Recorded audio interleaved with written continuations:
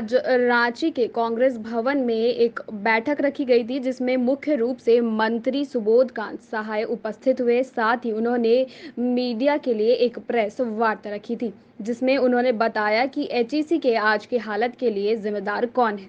उन्होंने कहा कि एचईसी में अफसरों का 5 महीने का वेतन तथा मजदूरों को 4 महीने का वेतन नहीं मिला है।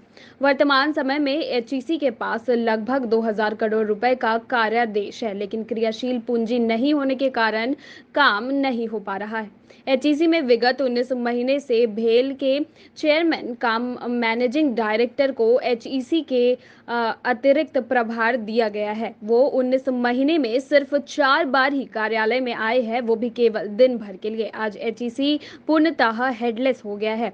इसके लिए जिम्मेदार वहां की मैनेजिंग टीम है। साथ ही सुबोध कांत सहाय ने कहा कि एचईसी भाजपा की नीति का वाजपेयी सरकार से लेकर मोदी सरकार तक बिकते रहा है और इसे बचाने के लिए मैं अपनी आखिरी क्षमता तक प्रयास करता रहूंगा। वर्ष 2004 में एचईसी को यूपीए सरकार ने रिव्यूअल पैकेज देकर फिर से जिंदा करने का प्रयास किया था, जिसके बाद एचईसी में लगभग 5000 मजदूर स्थायी और अस्थायी रूप से कार्यरत है और 1.5 लाख की आबादी का टाउनशिप है।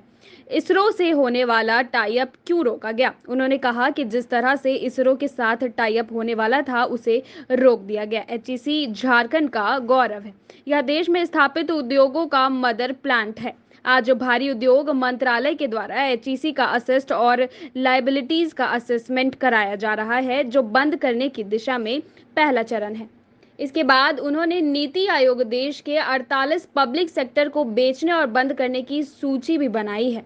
श्री जावड़ेकर मंत्री बनने के बाद आज तक रांची नहीं आए हैं, इस पर उन्होंने खास आरोप लगाया है। सुबोध कांत ने मीडिया को संबोधित करते हुए बताया कि एचईसी को कैसे बचाया जा सकता है। उन्होंने कहा, आज हमने भारी उद्योग मंत्री श्री जावड़ेकर जी से बात किया है और उन्हें एचईसी की वस्तुस्थिति के अवगत कराया है। झारखंड की अस्मिता के लिए एचईसी का चालू रहना अनिवार्य है। सारी चीजों की जानकारी वृहत रूप से हमने उन्हें दिया है।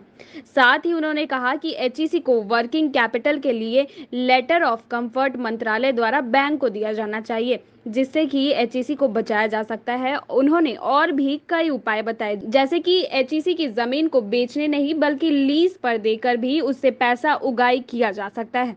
एचईसी में रह रहे तमाम कर्मचारियों का आधा अधूरा एग्रीमेंट पर है, उसे पूर्ण रूप से मालिकाना हक देकर पैसा उगाई किया जा सकता है।